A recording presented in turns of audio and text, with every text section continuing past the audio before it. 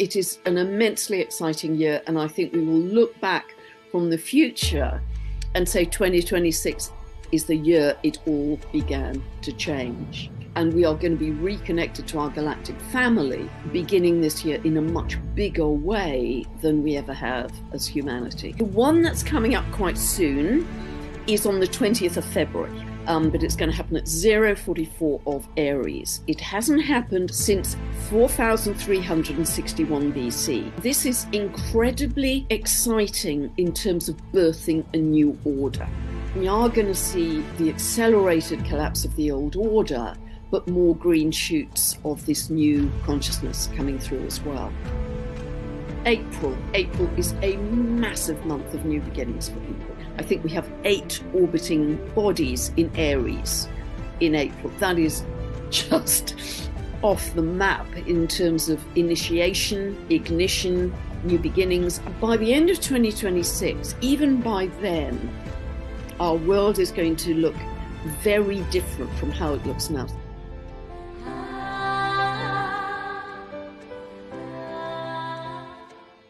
Pam Gregory, a warm welcome back to the Wisdom from North show. Yeah, delighted to be with you, Yannicka. We had a wonderful conversation last time, and I think it's going to be even richer this time because of the times we're in. Yes, we did. I loved it. And for those who are new to you, you are a world famous astrologer. You've been working with astrology for more than 45 years. You have a huge following on YouTube. You are a cosmic visionary and a best-selling author. And I'm really excited to see where we're going and hearing about the planetary shifts and alignments coming up for the new year and the years ahead. However, I'll start by throwing it over to you. How do you feel our conversation today might expand people's consciousness? Wow, that's a wonderful question. I think that is one of the major themes for humanity for 2026. So anything we can do to feed into that big theme, because the cosmic energies are helping us so much, the new light codes from the sun, our sun and the galactic center are extraordinary at this time. So there are cosmic winds, there are following cosmic winds to help us. So I think anything that we can talk about that is true to that is going to help people expand their consciousness and plug into that whole zeitgeist of where we're going as humanity. I think it is an immensely exciting year, and I think we will look back from the future and say 2026 is the year it all began to change. Oh my goodness, I can't wait to hear more about that. And before we dive deep, I would love to hear more about your perspective on astrology. Because on your website, you're saying that you look at astrology as a sacred language for geometry, that gives us a bigger picture. And I love that, because then it's not about believing or not believing in a language, right? So could you share a little bit more about what you mean by that? Yeah, thank you. Because when people say to me, well, I don't believe in astrology, I'll say, well, that's like saying you don't believe in French. It's because it's just a language. It's just a way of describing the world, our reality, humanity, how we move around in the cosmos. And I think it's truly sacred. And I have a sense I don't do client work anymore, but whenever I'm working with astrology, even for my update videos, I have a sense of holding sacred space. And I think it's because for many thousands of years, I mean, certainly we know about astrology in recorded history for the last 6,000 years, but I believe it's been around for way, way longer than that. The ancient peoples very much lived in alignment with the cosmos. They didn't have televisions or computers or cinemas or the kind of entertainment. You know, they lived open to the skies and were very observant of the skies. And therefore, there's a sacredness about that. Our connection with the cosmos, our interconnection with the cosmos, I think is profound. And it was very interesting to me that, you know, the pyramids across the world are aligned with particular constellations. If we look at the pyramids in Egypt, they are aligned with the belt of Orion, and their actual configuration, 2 large pyramids and 1 smaller one offset, perfectly reflect the belt of Orion in the heavens. And when Robert Edward Grant was leading a trip there, I think that was December 24, and he's done some wonderful videos on this, he discovered that there were zodiac signs kind of etched into the walls around the king's chamber. So the ancient builders of the Egyptian pyramids, whoever they were, I believe they're way older than, it's been described, I think that they are vastly older. They weren't leaving information for us in Chinese or Spanish or some indecipherable language. They were leaving it for us in the language of the stars, the language of astrology. And that was really beautiful to me, because it's demonstrating that sense of interconnection, which the ancient peoples had so strongly. I believe in modern times we have lost, but we are now reconnecting to it, I think, in a bigger way. And that will happen more and more from this point on, I think. People want to discover their reconnection to the earth, to Gaia, to ancient wisdom, to sacred traditions, in a much bigger way, because I think there's been a sense of, in modern life, we've lost that to some degree. It's so interesting because I have the pyramids here on my notebook. I was going to ask about it. And then these are the times we find ourselves in. I feel there's so many synchronicities. I think about something and the guest is just answering my question. I don't have to even, soon I don't have to speak. You can just, answer. Telepathy. Yeah, telepathy. Telepathy. Now, I've had some Vedic astrologers on as well. What, from your perspective, is the difference between Vedic astrology and the Western astrology? Yeah, I could write a whole book on this, so I'll try and be as concise as I can. All systems work because they are all a reflection of consciousness. The difference in measurement is about 24 degrees. The Vedic system, the sidereal zodiac, is 24 degrees behind the tropical Western zodiac. And the sidereal zodiac that the Vedic astrologers use is anchored in the stars, the actual position in the stars. The tropical Western zodiac is anchored in the solstices and the equinoxes and the seasons. So it is very, very anchored into those very key points when we move from spring to summer, summer to autumn, where the days either become longer and warmer or colder and shorter. And that's undeniable. Those changes of seasons are absolutely undeniable, particularly if you live in any kind of northern or southern part of the earth. But there are many other differences. Typically, Vedic astrology has only used the planets as far out as Saturn, because that is as far as they were able to see with the naked eye. And they haven't incorporated the more recently discovered planets, Uranus, Neptune, Pluto, and particularly the dwarf planets, which have only been discovered around the turn of the century. Recently, Joni Patry, who you may have interviewed, she's very active on YouTube. She's the only Vedic astrologer I'm aware of, there may be others, she's the only one I'm aware of, who is actually now beginning to incorporate, just in the last few years, Uranus, Neptune, Pluto into her work, but she's only using them in a collective sense, whereas for me, they are the most powerful indicator of individual life change you can find in a chart. If you have Pluto, Uranus, Neptune transits in your chart, massive life change generally. Particularly on the angles of the chart. And so also Vedic astrology is said to be, I'm not a Vedic astrologer, I'm a Western tropical, so I haven't practiced Vedic, but people say that it is more predictive in a mundane sense, whereas tropical Western astrology is more to do with the psychology of individuals. Certainly it's more to do with the psychology of individuals, but I believe it's extremely accurate on prediction. However, having said that, I'm becoming more, and I'm just speaking of my own personal practice, that there is a spectrum between predictability and being fated and deterministic and being a co-creator. Yes, there's a spectrum.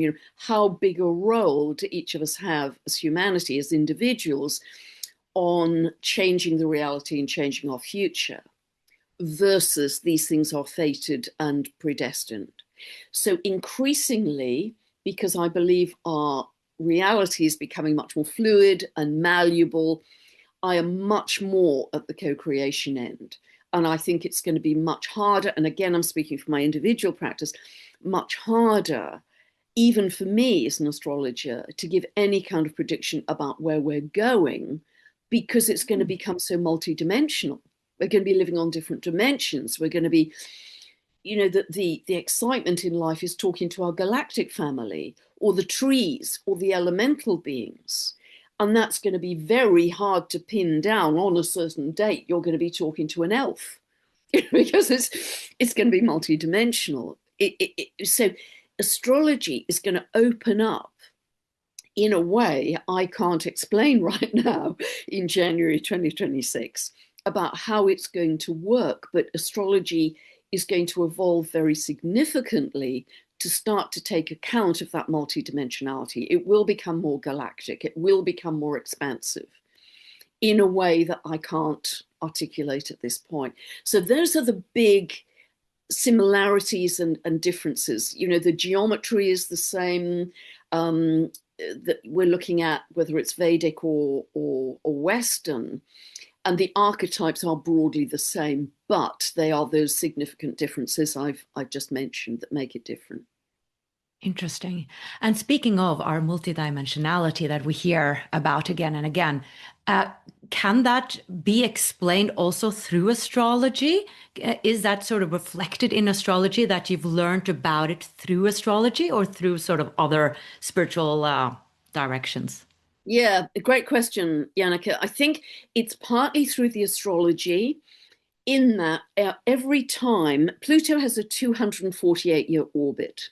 And every time it enters the sign of Aquarius, which it did fully in November 2024, and it will stay there till January 2044, so virtually 20 years, we go deeper and deeper into the cosmos. That's partly because our telescopes are better and stronger and bigger. It's partly because we are able to integrate more of the cosmos into our consciousness. So really, it's, all of this is an inside job. It is simply reflecting the expansion of our consciousness in an inner sense. But round about the turn of the century, dwarf planets began to be discovered, and they are out in deep space, round about a 300-year orbit, most of them beyond the orbit of Pluto. Some of them, like Sedna, have an 11,400-year orbit.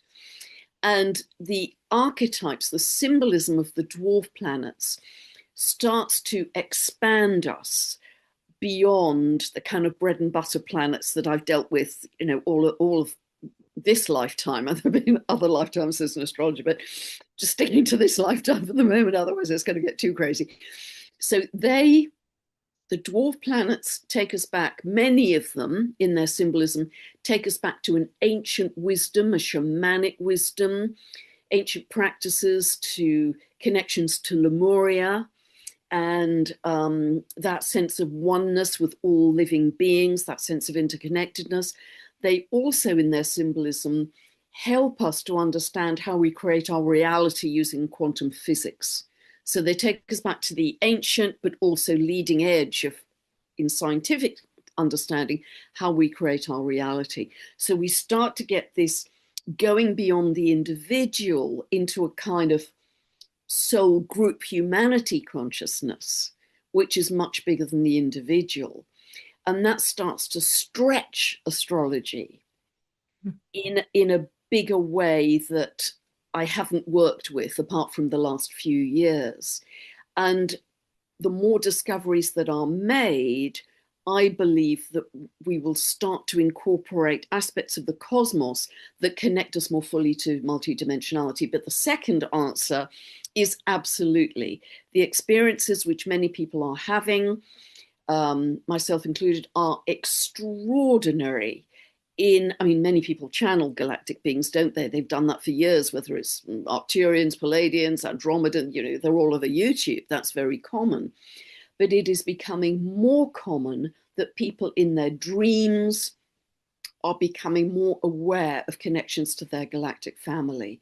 Meetings, conversations, impulses, sort of instinctive direction that they have to take. And that's going to become bigger and bigger and bigger in 2026. So a big part of this is not just astrological, it's energetic, it's cosmic and it's energetic. And we are going to be reconnected to our galactic family beginning this year in a much bigger way than we ever have as humanity. That's starting to happen now. I mean, that's, I think, partly what Three Eye Atlas is about, this incredible interstellar object which is traveling at massive speed through a flyby one time only through our solar system. It's still around. It's going to pass by Jupiter finally on the 16th of March and then start to exit with its convoy of 6 comets accompanying it, and pretty much in alignment with our ecliptic within 5 degrees, which is also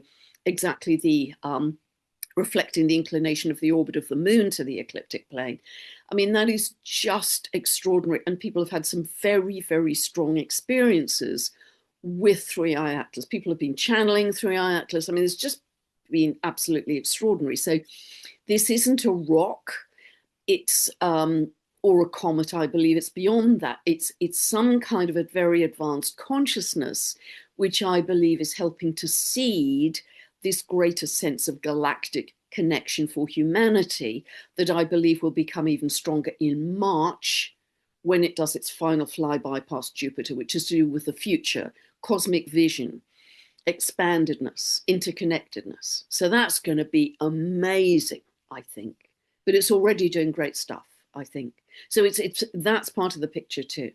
Incredible that it's arrived at this time when so many other things were converging around the Capricorn solstice as a real tipping point, I believe, for humanity, of humanity's consciousness. I think we're now in a different league and in a different game in terms of the level of our consciousness. And it's just amazing it arrived at that time. Interesting. So many things I want to unpack there. Sorry, that was a very long answer, Yannicka. No, I love it. Okay, let me go to the personal first because you did mention it, but I haven't heard you talk about so much your personal experiences. Did you say that you've had some mystical experiences with galactic beings? And is that something you would like to share about? Do you know, people tell me all the time, all the people write to me, people tell me all the time that have very strong Aquarian energy, Arcturian energy and Sirian energy. They see blue light around me, they see blue orbs around me. I don't see that, but they all do, because there's a kind of consensus of people who write to me. I had a very particular experience when Three Eye Atlas was closest to Venus. And it was, I think a lot of us are struggling with difficult sleep at the moment. And I can either sleep forever or barely at all. So it's one of those no sleep nights. From 2 a.m. I was awake, and I was still very much awake at 5 a.m. And I started to get very hot. And then these very powerful waves of energy started to move up my back. So I wasn't solid anymore. I was just these big, big waves of energy. And then the top half of my back, which is where I hold most of my tension, became a brilliant emerald green. And I could see it in my kind of third eye, brilliant emerald green. And then my third eye just popped into this kind of oily splodge of brilliant green paint, and with a silhouette of my body in the center. And the oily green paint started to move into a kind of mandala of beautiful shapes. And then suddenly I was spinning like a Sufi. That was my feeling. I was spinning like a Sufi, but the whole experience was brilliant emerald green. And at the time, Three Eye Atlas had a brilliant emerald green coma tail. That has changed as it moved into the constellation of Leo, and it became gold, which is of course the color of Leo, which is kind of it's like a cosmic joke. But at the time, it was moving through Virgo, and it was brilliant emerald green. It was very visceral, it was pinpoint clear, and I'll remember that for the rest of my life. So something was going on, and people have written to me giving me messages, personal messages to me from Three Eye Atlas. Wow. So, although I haven't experienced them, I've experienced them indirectly through people writing to me saying, I've been asked, to pass this message on to you. Right, but you still had your own experience there, I gotta say. Yes, I did. Yeah. And it was really visceral, physical. I don't know how many minutes it lasts. I didn't have a sense of time, but it was distinct and very powerful. And yeah, I'll remember it for the rest of my life. Yeah. When you have experienced something, you cannot not experience it, like, or not believe it. It's just there. It has been. And then you know that, oh, there's so much more. So let's go there. What are the planetary alignments and shifts that are influencing humanity right now, this year, and a bit onwards? Wow. Wow. Big, big, big, big. Okay, where do we start? Okay, so the one that's coming up quite soon is on the 20th of February, because this is, very close indeed. And these two planets, Saturn and Neptune, come together reliably about every 36 years. The last time they came together was in 1989, and they are very much about dissolving the old order. They're very connected to Russian history, actually. Because if you go back in Russian history, there was a Saturn-Neptune conjunction in 1917, which was the Russian Revolution, another one in 1952 to 53, birth of Putin, death of Stalin, another one in 1989, and that was in Capricorn, which is to do the sign that Saturn rules, which is to do with walls and borders and boundaries. That was the collapse of the Berlin Wall. I mean, it couldn't have been more literal, November 1989. And that was the beginning of the end of the Soviet Union. So every time we have a Saturn-Neptune conjunction, there is a redefinition of Russia in some way. So it's going to be very interesting this year with whatever happens, with any peace deal, who knows what's going to happen. I haven't looked into that closely, but what I do know reliably, if we go back, and I can go back even further than that, into the 1800s, there is always a redefinition of Russia in some way, of territory very often.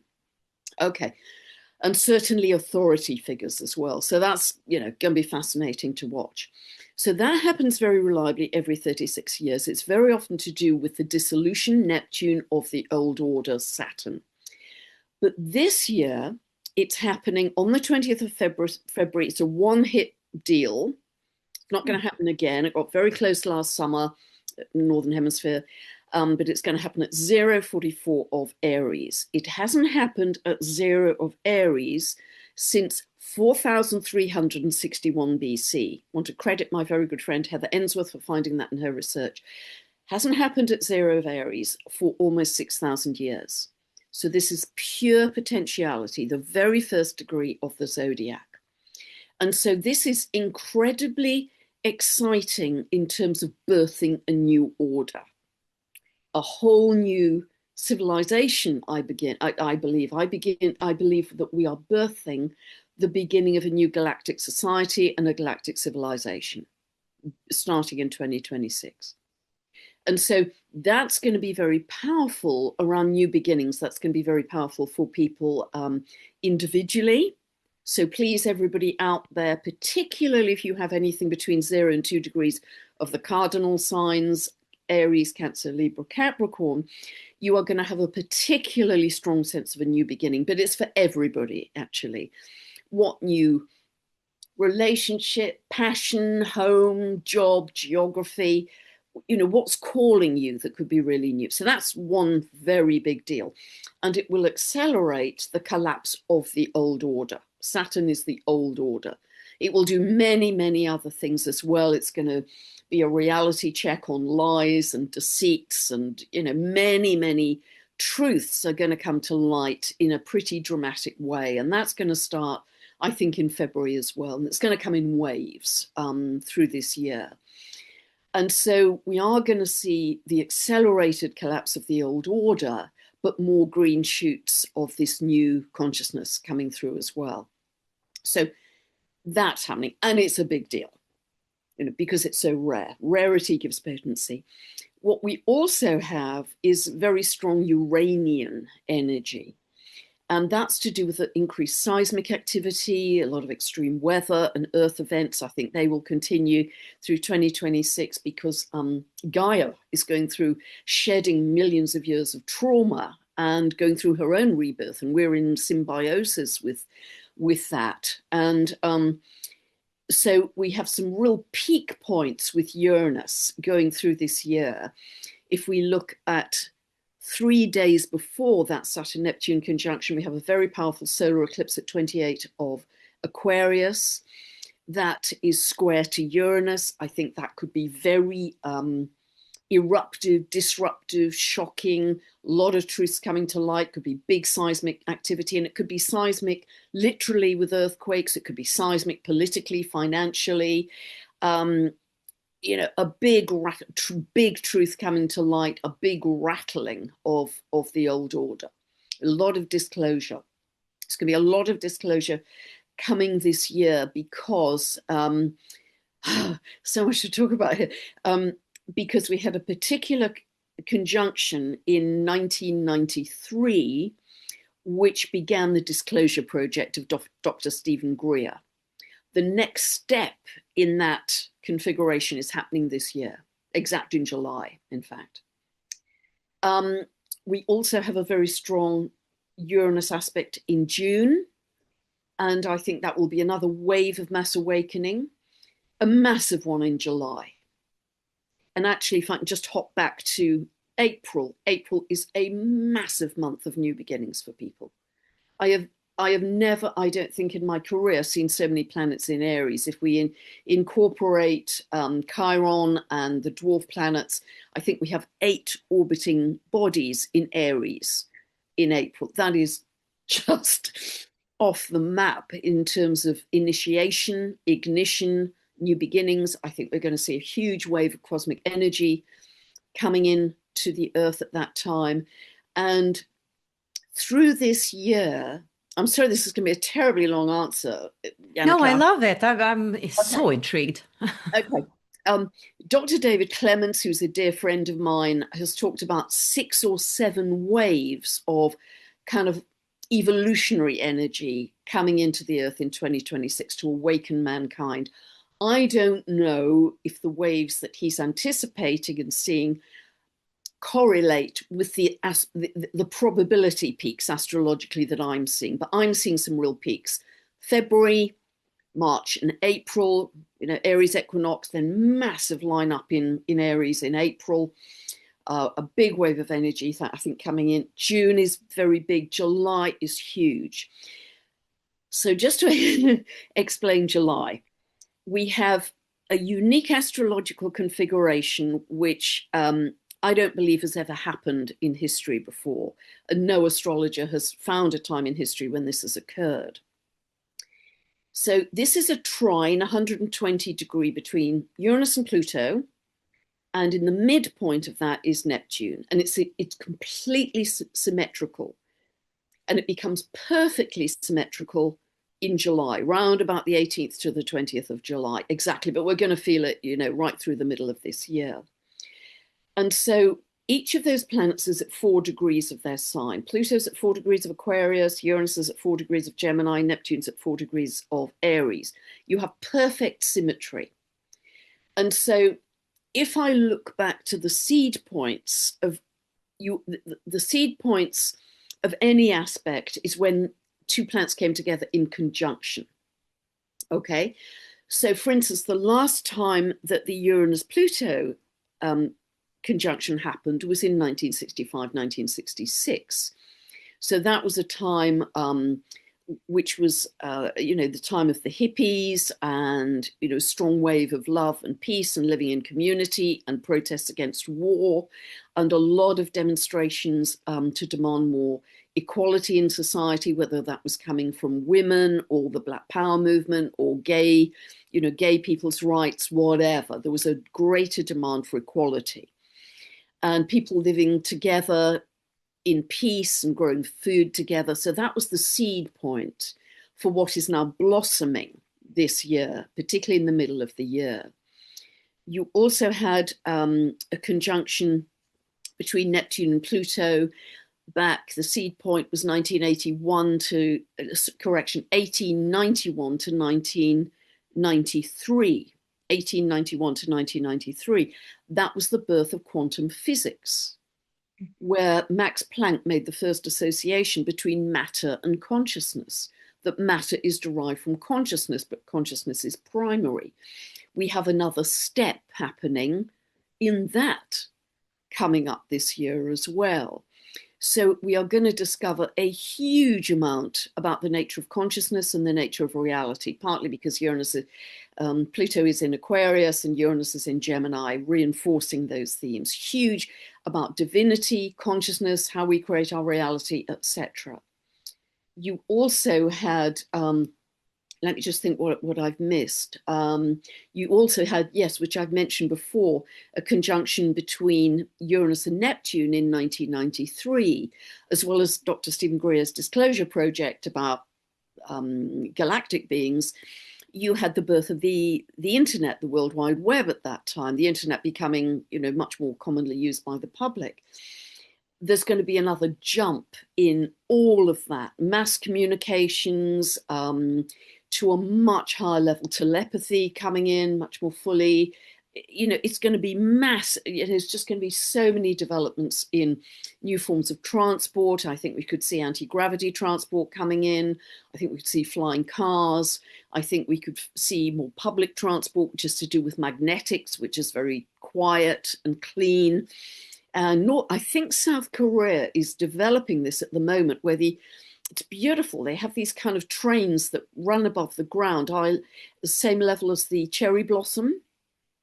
And then they come down to pick up people, and then they go back, to sort of tree level. And that's in development right now. And I believe it works on magnetics, reversing the magnetic poles so it can rise above the ground. So we're going to see incredible developments around free energy. I think using magnetism is going to become a much bigger deal. By the end of 2026, even by then, our world is going to look very different from how it looks now. Society is going to look very different. And, that's incredible, because in general, the lives we've lived, it's been pretty predictable. You know where you're going to be at the end of a year, you're planning to go to college or buy a house, it's been pretty predictable. We're going to be making huge jumps this year, which are very accelerated compared to how we've lived our lives in the past. That was a very long answer, Wow. So Yannicka, so I'll give you a chance to speak. Yeah. Well, thank you. I love listening to you. This is amazing to hear. I mean, this is incredible living right now. I mean, even though in one way or in one sense, there are chaos and struggles and wars, right? But in another sense, we're feeling, a lot of us, things are shifting to the positive. And speaking of that, you have mentioned there's been an increasing dimensional split. And I would love for you to share a bit about that, and also how we can align more with the higher dimensions.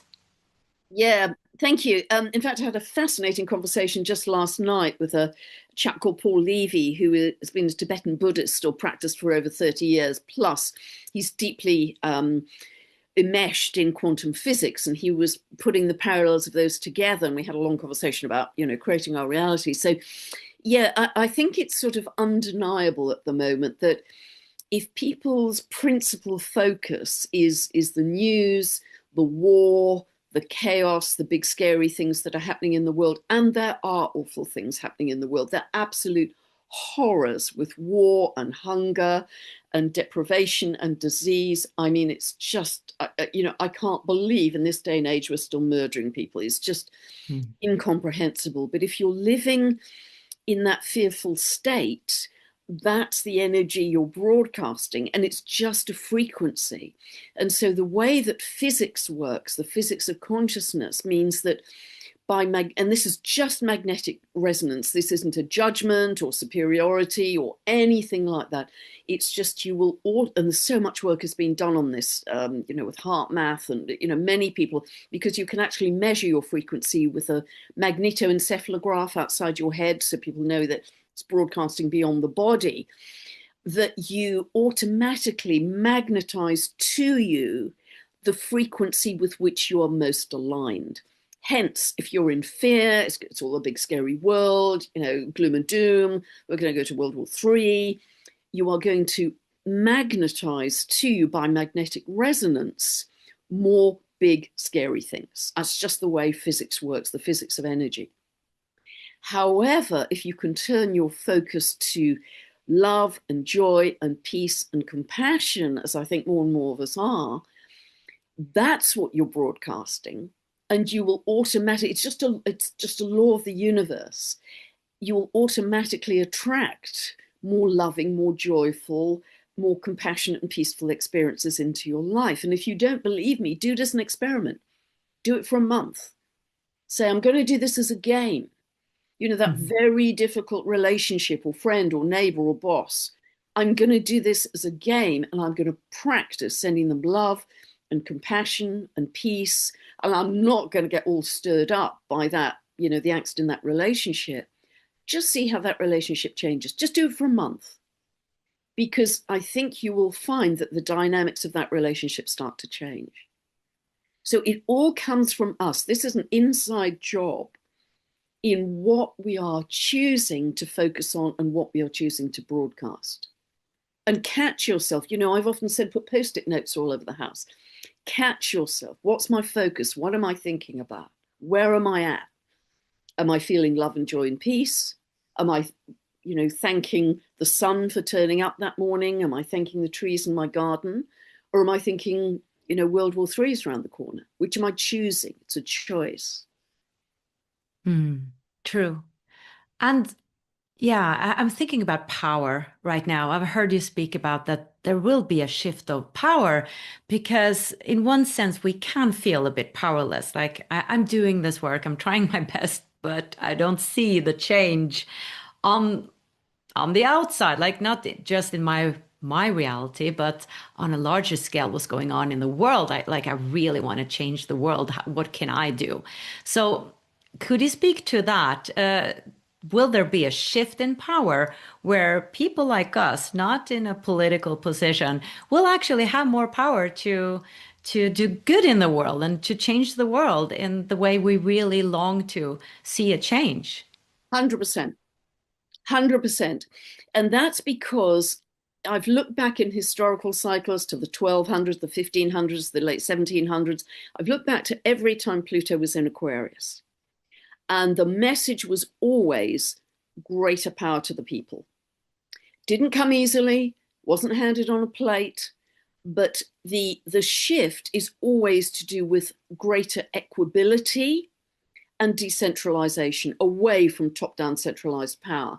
So whether you look back to the 1500s and the power of a very dominant church across the world, particularly in the West, or whether you look to the 1700s, and I've talked about this a lot with the American Revolution, the French Revolution, you know, the French Revolution when they stormed the Bastille, took down the monarchy, monarch was beheaded, and that was the end of the French monarchy in France. And within a very short time, the Declaration of the Rights of Man was written by the Assemblée Nationale in France that started to give legal rights to ordinary people. And France became a republic. It's no longer a monarchy. That was massive. I mean, a massive shift. I mean, and that was the development of a middle class and artisan businesses. There'd never been a middle class. There was just the rulers and the ruled, and massive inequality. So whenever you get huge inequality, as we have now, strong verticality, top down, we're in charge, we're telling you, you know, peasants, you know, ordinary people like you and me, what to do. Much stronger rebellious energy comes in, which is also Pluto in Aquarius, and it doesn't have to mean being on the street shouting with a placard. It doesn't have to mean that. It can literally mean a revolution of choice, a revolution of love. I'm going to energetically disengage from the system. I'm going to become self-employed. I'm no longer going to shop at supermarkets. I'm going to shop with my local farmers, or, you know, order my food from a farmer's network. I'm going to energetically disengage as much as I can from that centralized top-down system. You know, and we can do that to varying degrees individually. But in every moment of my day, I'm going, you know, for all of us listening to this, I am going to try and add more love, more joy, more peace, more caring, and more compassion into the world. And that will appear to be invisible. Helping a neighbor with her shopping, helping someone across the road, being kind to a friend. I walk my neighbour's dog every day because I love them to bits, but it's an act of kindness for my neighbour, act of kindness for the dog, act of kindness for me, actually, because I love it. But this is all very quiet. It's not loud. You're never going to see that on the nightly news. The stuff that is passing away could not be louder. It's shouting, it's dramatic, it's colourful. We've all got to be scared. So that's kind of in our faces. What is birthing is when we drop into stillness, when we meditate, when we drop into 0 point, when we hug a tree. That's what's birthing. But as people come together, more and more people on the same frequency, and I find in my world, partly because I'm speaking to wonderful people like you, Yannicka, and all the people I talk to on interviews and podcasts, we are all of the same mindset. We want to birth a more loving world. My local friends have changed a lot. They are now really saying, what can we do to build a more loving world? Can more of us come together? Do we have a builder and a carpenter and a gardener? I have a local friend who has a large garden. She's given up a big chunk of her garden for half a dozen friends to have allotments and grow different vegetables. And they get together every week and they share vegetables and have coffee. And, that's an embryonic community forming. And these embryonic communities are happening already all over the world. They are going to become more and more widespread. But they're going to be quiet. They're not going to be above the radar. They're not going to be shouty. They're not going to publicize. This is happening everywhere, and it's palpable now. It's really visceral and palpable that this is happening. So that's how you can create a more loving world. Just decide to be more, loving through your day. Does that make sense, Yannicka? Yes, that does make a lot of sense. I've heard you speak about that the financial system will change, that the old system will in fact collapse. And I'm wondering, do you have any advice on things we can do differently in our everyday lives to prepare for this or sort of to brace for this change? Yes, I mean, the short answer is I don't know. and I'm not sure that the vast majority of us know. But what I do see in the astrology is because of the collapse of a top-down controlling system, the financial system is part of that. In fact, all systems that we currently have, be they medical, educational, judicial, political, I think they're all going to change really radically over the next few years to something much more horizontal, much more grassroots-based. So I do see that happening this year, and that may cause some temporary disruption. I mean, just looking at the new moon in Capricorn coming up on the 18th of January, there's some very strong indications of that. For instance, if we look back to when Pluto entered Capricorn in 2008, we had the banking crisis within a short time of Pluto entering Capricorn. So we have very strong Capricorn energy around the end of this month. And it's very, some very strong kind of collapsing energy because of disclosure in February. Another time that I think could be a big month is July, and then we get into the fall, September, October, and very strong financial changes there too. So, however, I do think, and I mentioned this in the last update, I do think there is an awful lot happening behind the scenes that we, as the broad population, are not aware of, to bring in a new system which is much more equitable, not equal, but equitable. And I profoundly believe that. Now, what form that will take, I'm not sure, but I do believe there's a lot happening to make that happen. So we may have some temporary disruption, that I can't really, so what I'd suggest, I'd suggest having some cash on hand, because people will always take cash for food, having an amount of cash on hand, and I just have some basic supplies of dried food, canned food. If you have canned food, make sure you have a manual tin opener, just in case, there are any power disruptions. I wouldn't go crazy, but this is the kind of preparation I would make with my parents for winter, because I lived in the north of England, and for about 6-8 weeks every year we got snowed in and you couldn't get out to get supplies. So I would do that with joy, knowing that I was in a good place, and I'd have water, and I'd also have a water filtration method. You can just get very inexpensive camping bottles you can buy online for 12-15 pounds, about less than $20, that will filter enormous amounts of stream water, river water, any kind of water. They're basically for campers. But how cheap and easy is that? I would do that just in case, because our power grids are creaking there, and because we have so much heightened solar activity now, there is potential for power grid outages. They've already happened across a lot of Europe. In Spain, Portugal, and France, middle of last year, we had these. So I would just take some basic precautions to keep yourself very comfortable through any of that happening. I think there's going to be, ways we're going to have free energy really coming online, certainly by the end of this year. But those are the simple precautions I'd take. I don't know what form it's going to take, but I do think it's going to be more equitable and more beneficial for humanity after some temporary disruption. So just cover yourself for the temporary disruption and you'll be absolutely fine.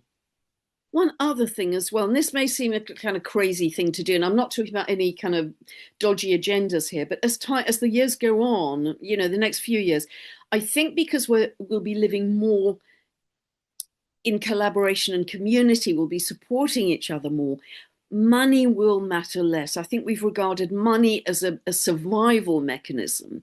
I've got to have a lot of money in my bank account to buy food and pay the bills and survive because the world's a big, scary place.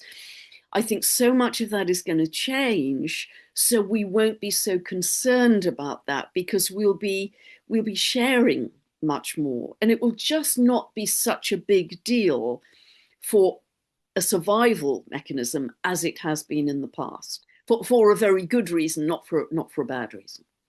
Oh, that's wonderful news. Really, really wonderful news. My gosh. I'd love to hear a bit more about disclosure and how you see that's happening.